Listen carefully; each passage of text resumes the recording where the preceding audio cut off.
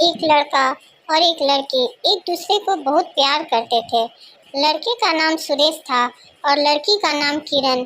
दोनों शादी भी करना चाहते थे। दोनों ने अपने अपने घर में बात भी की और इसके घर वाले तैयार भी हो गए। दोनों काफ़ी खुश थे और दोनों के घर वाले भी काफ़ी खुश। लेकिन किरण और उसकी सास में बिल्कुल भी नहीं बनती थी। रोज कुछ न कुछ बात को लेकर हमेशा झगड़ा हो ही जाता था।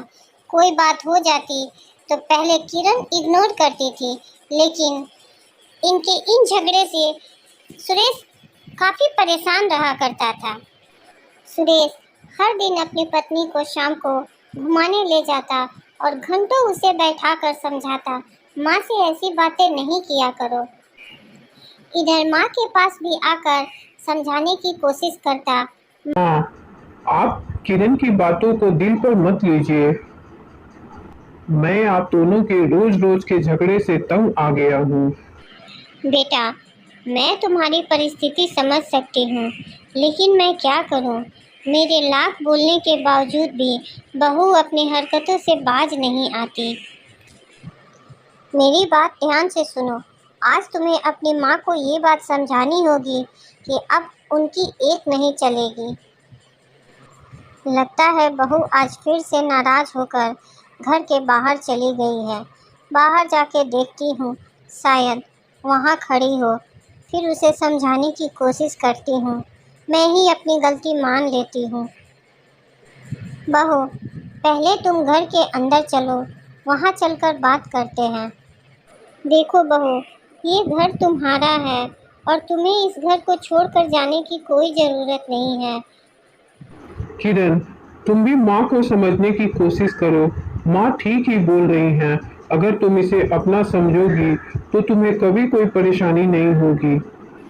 दोनों को समझाने के बाद बेटा ऑफिस के लिए निकल गया और पति के निकलते ही किरण ने अपनी मनमानी फिर से शुरू कर दी।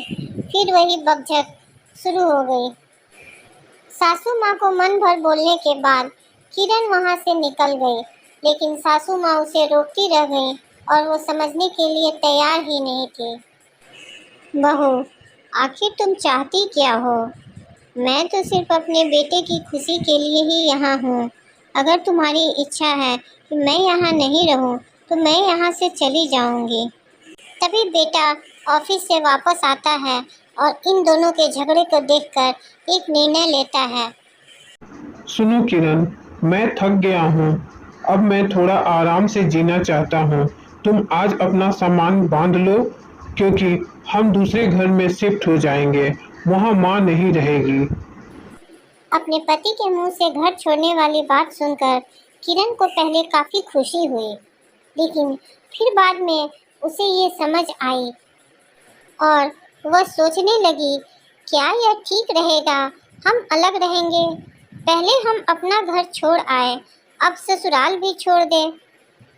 नहीं नहीं, ये गलती अब मैं नहीं करूँगी।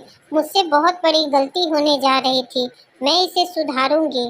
किरण ने अपने पति से माफ़ी मांगी और बोली, नहीं, मैं इस घर को छोड़कर कहीं नहीं जाऊँगी, क्योंकि मैं फैमिली से दूर नहीं रह सकती। एक घर छोड़कर आई हूँ, अब दूसरे घर को छोड़कर नहीं जा सकती। माँ जी, मुझे माफ़ कर दीजिए। मैं आपके बेटे को आपसे दूर नहीं कर सकती। जब मैं अपना घर छोड़ी तो मुझे एहसास हुआ माँ बाप के बिना रहना कितना मुश्किल है। बहू, तुम भी मुझे माफ़ कर दो। मैंने तुम्हें कई बार ऊंची आवाज़ में डांट दिया था। आज से सब कुछ भूलकर हम दोनों माँ बेटी की तरह रहेंगे।